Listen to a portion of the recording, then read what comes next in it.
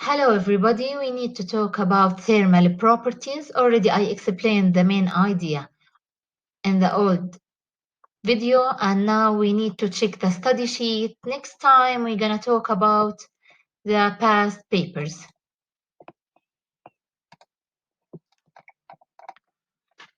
Okay, four main objectives of the chapter. We're gonna start with A and B, then we're gonna go to C and D. The first one, the difference between thermal energy and temperature. Thermal energy is sum of kinetic and potential energies, but here the average of kinetic energy. We talked before about the temperature for these two glasses, the same temperature, but we have thermal energy here higher than the thermal energy on the second one because we have more amount of substance here rather than the other one. And we made experiment about the thermal energy and kinetic energy, the relation between them. Thermal energy increase when substance become hotter. When solid become hotter, their molecules vibrate faster. For sure, if we have extra thermal energy, the particles gonna move faster, so we have more kinetic energy. And the same thing for liquids and gases. If they are become hotter, the random moving of molecules move faster and increase the kinetic energy. You can read and check this worksheet or study sheet from the website, or you can contact me to check if you need it by email.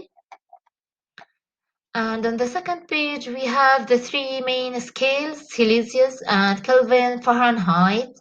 On the SAT external, we're going to focus on the Kelvin and Celsius, and you know that the Kelvin scale is the one we use it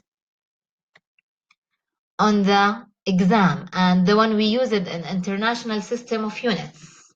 Let's focus on the Kelvin system.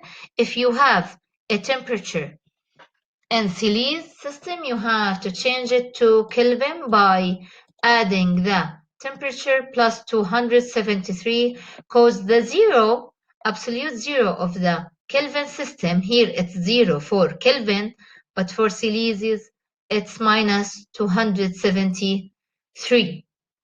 So you need just to add to get the temperature in Kelvin and continue solving.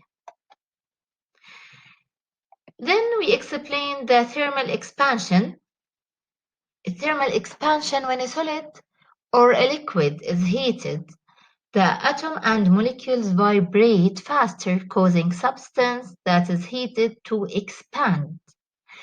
Or the opposite side, if we have object and it loses the energy, it will shrink. So here we're going to focus on the expansion. A linear expansion equation, here is it. A linear expansion. We saw a question about it, we solved it, we just substitute about the original length, alpha, the coefficient of linear expansion. For each substance, we have different thermal coefficient of linear and the temperature. The last thing, here a question, I solved it before. This one, I will keep repeating that the temperature difference between systems will cause energy flow from the hotter system to the colder system.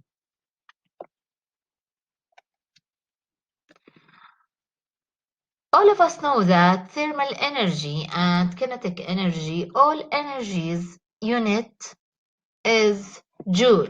We can measure it by joule. This is the unit of thermal energy, kinetic energy, potential energy. We finished the two objectives, the first two, thermal energy and temperature, the difference between them, the thermal expansion. Let us talk about the ideal gas, then about heat transfer.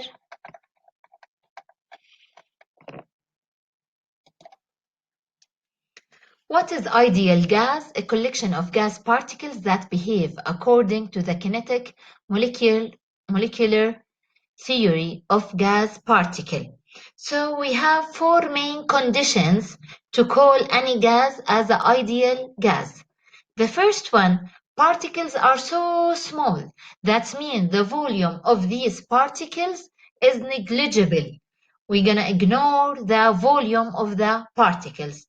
The second condition, the attraction between the particles is zero. All of us know that there is attraction force between the particles. We're gonna ignore it on the ideal gas. The third one, the particles are in constant random motion. So we have this type of motion for these particles. Collision between particles and the surface are perfectly elastic. What does it mean? It means the summation of the kinetic and potential energy before collision equal the summation or the sum of kinetic and potential after collision. It's elastic. It's elastic, no waste energy. Here's the ideal gas law, and this is the main law for ideal gas, PV equal nRT. P, it's the pressure, V, it's the volume, N, a number of gas molecules, R, gas constant, temperature in Kelvin for sure, because it's on the international system, and Kelvin. Just if I say the pressure increase, what will happen for the temperature? For sure, it will increase. We're gonna focus on ratio in our exams, so take care for this point. If the volume increase, the temperature will increase or vice versa.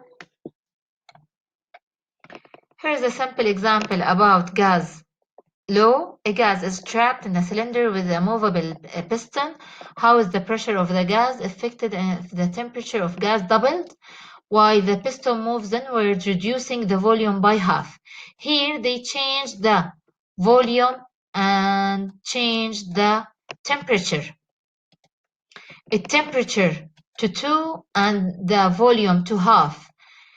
Already we know that we have mathematical equation. In mathematical equation, we need to equality between the two sides. That means to keep them in balance, the right side to temperature or 2, we added 2 or multiplied with 2. We need to multiply the left side by 2. How we make it by 2? 4 times half, it will be 2. That means the pressure must be quadruple in order to maintain the equality. We finished the ideal gas, and now let's talk about the last point, conduction, convection, radiation. They are the main ideas for heat transfer. Already this picture explained these ways. We can find the conduction in solids, convection in fluids, radiation in light or gas. What is the specific heat capacity? The specific heat capacity, the heat we needed to raise the temperature of a substance 1 degree. So let's read it. What's the specific heat capacity? The amount of energy needed to raise the temperature of 1 kilogram of a specific substance 1 degree Celsius.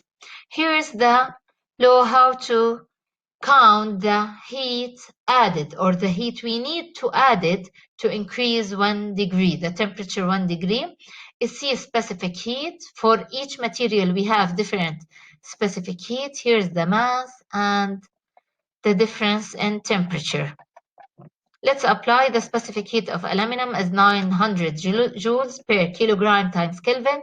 How much heat is required to raise 2 kilogram of aluminum? 10 Series, just direct apply MC delta T 2 times 900 times 10. We need 18,000 joule to increase it from heat to increase the temperature.